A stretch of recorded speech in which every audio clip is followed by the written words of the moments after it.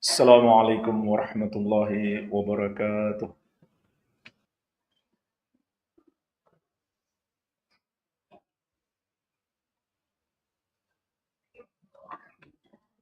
Innal hamdalillah nahmaduhu wa nasta'inuhu wa nastaghfiruh wa na'udzu billahi min shururi anfusina wa sayyiati a'malina.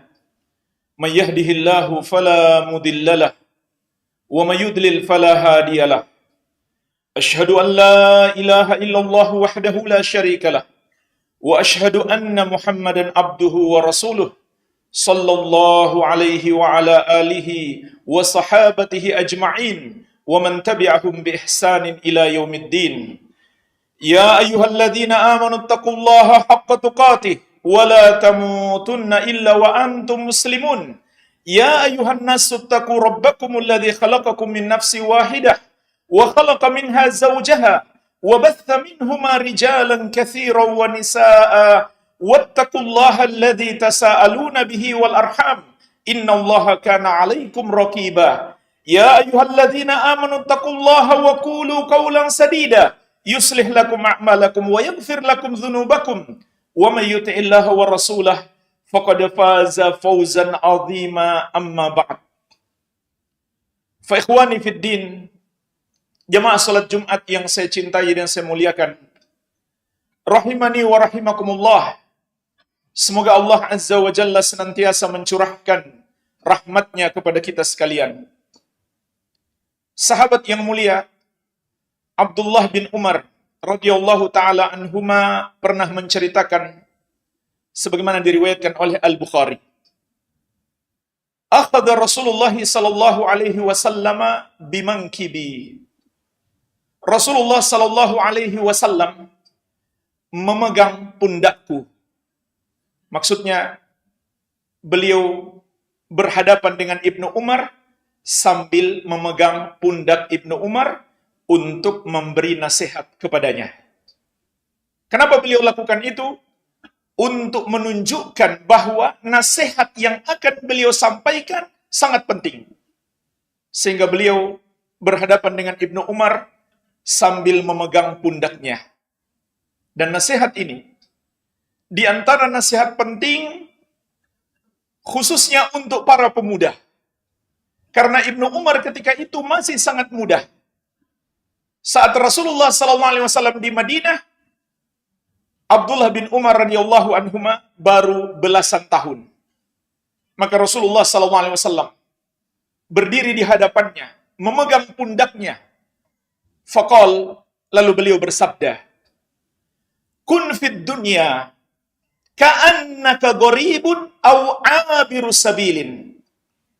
Jadilah engkau di dunia ini seperti orang asing, atau jadilah seperti orang yang melakukan perjalanan. Seperti orang asing artinya orang yang datang di satu negeri atau satu daerah karena satu keperluan. Apabila selesai keperluannya, dia akan segera pulang kembali. Seperti orang yang melakukan perjalanan lewat di satu daerah, maksudnya dia tidak mampir. Dia sedang musafir, dia berjalan terus, tidak mampir di daerah itu. Inilah jamaah sekalian pesan Rasulullah SAW kepada seorang anak muda ketika itu, Abdullah bin Umar radhiyallahu anhuma. Jadilah engkau di dunia ini seperti orang asing. atau seperti orang yang sedang melakukan perjalanan. Inilah perumpamaan kehidupan kita di dunia ini. Dunia ini bukan kampung kita. Bukan tempat tinggal kita yang hakiki. Kita adalah orang asing di sini. Maka jadilah seperti orang asing yang selalu berusaha mempersiapkan diri agar segera bisa pulang ke kampung halaman. Jadilah seperti orang yang sedang lewat saja, bukan untuk tinggal lama. Kita hanya lewat sebentar saja untuk kemudian kembali ke kampung halaman kita. Sahabat yang mulia Abdullah bin Mas'ud radhiyallahu anhu juga menceritakan, suatu hari Rasulullah SAW tidur di atas tikar beliau, dan itu adalah sebuah tikar kasar. Maka ketika beliau bangun, tikar itu membekas di tubuh beliau. Para sahabat tentunya sedih melihat kondisi Rasulullah SAW. Dan mereka mengira Rasulullah SAW berada dalam kesusahan. Ternyata tidak, jemaah sekalian. Beliau tidak susah menghadapi hal tersebut. Beliau tidak merasa susah menghadapi hal tersebut. Itu biasa saja. Tapi karena saking cintanya para sahabat Nabi SAW kepada beliau, maka mereka mencoba untuk menawarkan kepada beliau sebuah kasur empuk yang nyaman untuk tidur. Tapi apa jawab Rasulullah sallallahu alaihi wasallam? Beliau bersabda, "Mali walid dunya, ma ana fid dunya illa karakibin istadalla tahta syajaratin, thumma raha wa tarakaha." Ada urusan apa aku dengan dunia ini? Tidaklah aku di dunia ini kecuali hanya seperti seorang pengendara yang mampir sejenak di bawah sebuah pohon untuk berteduh, beristirahat sebentar, kemudian tidak lama lagi akan segera melanjutkan perjalanan. Itulah jemaah sekalian, perumpamaan kehidupan kita di dunia ini. Singkat sekali, sebentar saja. Oleh karena itu jemaah sekalian, ada dua pelajaran penting yang bisa kita petik dari dua hadis ini. Pelajaran yang pertama, hendaklah kita selalu ingat bahwa tidak lama lagi kita akan kembali ke kampung halaman. Tidak lama lagi kita akan pergi meninggalkan dunia ini. Oleh karena itu, jangan kita terpedaya. Jangan kita tertipu dengan kesenangan dunia. Walaupun kita sudah berhasil mengumpulkan harta yang melimpah, kita memiliki kemewahan dunia, tapi jangan pernah kita terpedaya dengan dunia itu. Karena hakikat kesuksesan kita, kalau kita kembali ke kampung halaman dan dimasukkan oleh Allah ke dalam surga. Faman zuhziha 'anil nari wa udkhilal jannata faqad faza wa mal hayatud dunya illa mata'ul gurur. Allah Subhanahu wa taala mengingatkan kita, maka siapa yang dibebaskan dari api neraka kemudian dimasukkan ke dalam surga, dialah orang yang sukses. Dialah orang yang beruntung secara hakiki. Wa mal hayatud dunya illa mata'ul gurur. Dan tidaklah kehidupan dunia ini kecuali kesenangan yang menipu. Jangan sampai kita tertipu jamaah sekalian. Kita hanya sebentar di sini. Al-Imam Ibnu Qayyim rahimahullah menasihatkan, "An-nasu munzu khuliqu lam yazalu musafirin wa laysa lahum hattun an rihalihim illa fil jannah au fin nar." Manusia sejak diciptakan terus-menerus menjadi musafir. Kita sedang dalam perjalanan sekarang. Ini bukan tempat akhir kita. Dan tidak ada batas akhir perjalanan mereka kecuali dua. Apakah ke surga atau ke neraka? Maka kita sekarang, Allah berikan kesempatan untuk memilih tempat akhir perjalanan kita. Apakah ke surga atau ke neraka? Maka jangan sampai kita tertipu dengan dunia ini. Lalu kita lupa dengan akhirat. Kita lupa dengan kampung kita yang sebenarnya. Kita pun tidak peduli dengan perintah-perintah Allah. Kita tidak peduli dengan larangan-larangan Allah. Kita lalai jemaah sekalian, jangan sampai seperti itu. Allah mengingatkan kita jangan sampai kita tertipu. Wa mal hayatud dunya illa mata'ul gurur. Tidaklah kehidupan dunia ini kecuali kesenangan yang menipu.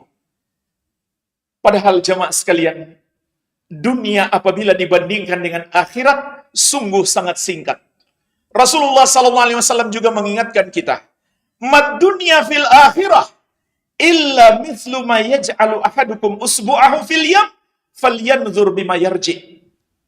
Tidaklah kehidupan dunia ini dibandingkan dengan kehidupan akhirat kecuali hanya seperti seseorang yang mencelupkan jarinya di laut, kemudian dia angkat kembali, kemudian dia lihat berapa banyak air yang menetes dari jarinya tersebut. Tentu sangat sedikit.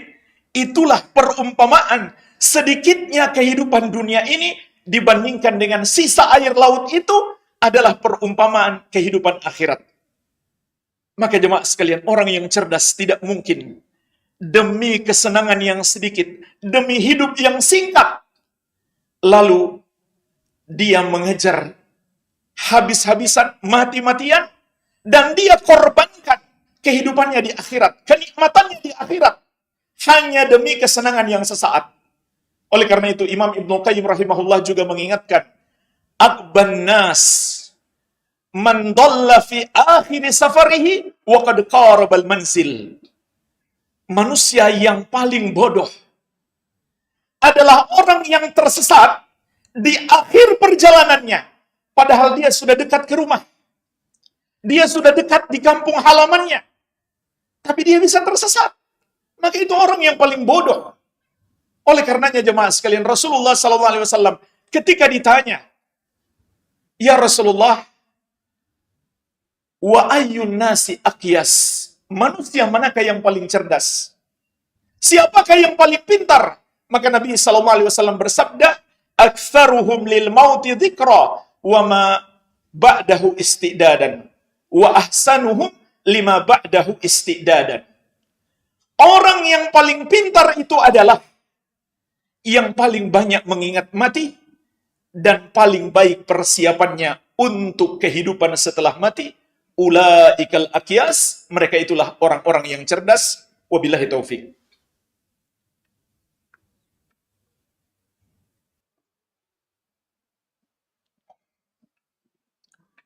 Alhamdulillah. Wassalatu wassalamu ala Rasulillah wa ala alihi wa sahbihi wa man walah. Wala hawla wala quwwata illa billahi amma ba'd. Fa ikhwani fid din, kaum muslimin, jamaah salat Jumat yang saya cintai dan saya muliakan, rahimani wa rahimakumullah. Semoga Allah Azza wa Jalla senantiasa mencurahkan rahmatnya kepada kita sekalian. Pelajaran yang kedua yang bisa kita petik dari hadis-hadis yang kita sebutkan di awal adalah, hendaklah dalam hidup ini kita lebih mementingkan akhirat daripada dunia. Jangan sampai terbalik. Kita lebih mementingkan dunia daripada akhirat. Karena dunia ini sesaat, sementara akhirat negeri yang kekal abadi. Sungguh bodoh dan tidak adil kita kalau dunia lebih kita utamakan daripada akhirat. Orang yang cerdas, orang yang berakal, harusnya memikirkan bagaimana masa depannya. Bukan sekedar masa depan 20-30 tahun yang akan datang, tapi masa depannya di alam kubur. Masa depannya di hari kebangkitan. Apakah dia menuju ke surga atau ke neraka? Dia harus sudah rencanakan dari sekarang. Itulah orang yang cerdas, yang hakiki, seperti yang disampaikan oleh Rasulullah sallallahu alaihi wa ala alihi wasallam. Bukan tidak boleh menikmati dunia, silahkan. Allah Azza wa Jalla tidak melarang kita menikmati dunia.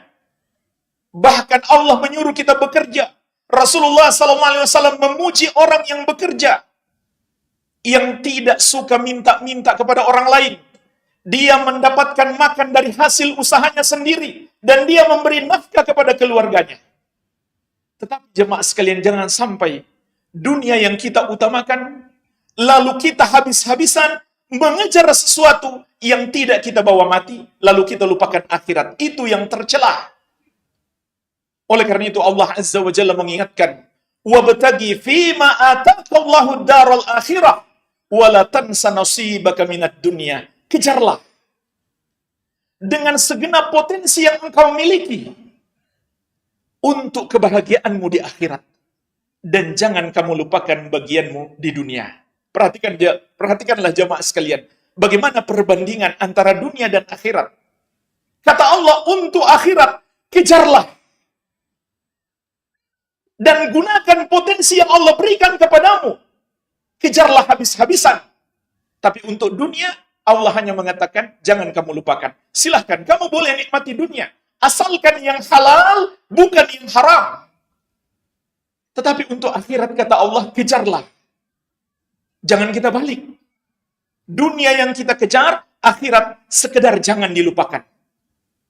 Kejar cita-citamu setinggi langit. Mau jadi pengusaha kaya, mau jadi pejabat tinggi. Tapi jangan lupa sholat. Subhanallah. Sholat cuma jangan lupa. Seharusnya dibalik. Sholat kamu jaga baik-baik. Puasamu jaga baik-baik. Ilmu agama kamu kejar. Kamu pelajari setinggi-tingginya.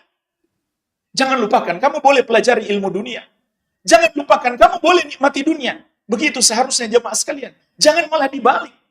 Dunia yang dikejar, lalu sholat cukup jangan lupakan. Subhanallah. Rasulullah SAW juga mengingatkan kita. Man kanatid dunya hammahu, jama'allahu farraqallahu alaihi amrahu, wa ja'ala faqrahu baina ainaihi, wa lam ya'tihi minad dunya illa ma kutiba lahu.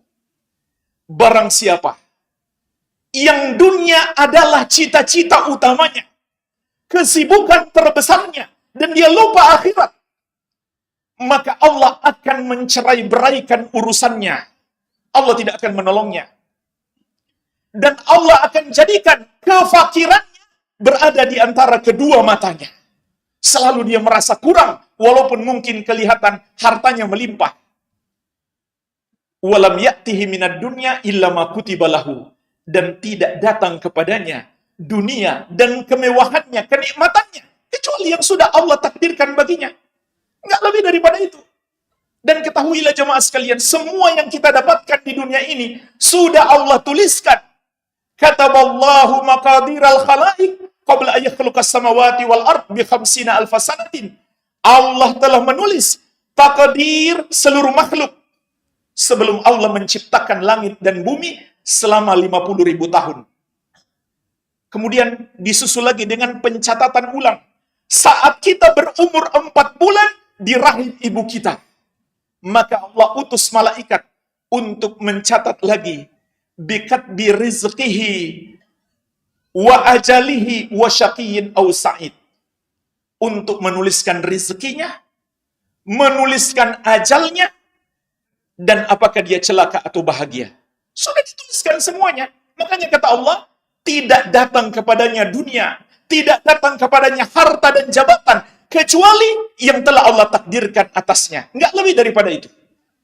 Wa man kanatil akhiratu niyatahu jama'allahu lahu amrahu wa ja'ala ginahu fi qalbihi wa atathu dunya wa hiya ragimah. Sebaliknya kata Rasulullah SAW, barang siapa yang akhirat adalah cita-cita utamanya, akhirat menjadi perhatian utamanya tanpa dia melupakan dunia, maka Allah akan mengumpulkan urusannya, yaitu Allah akan menolongnya.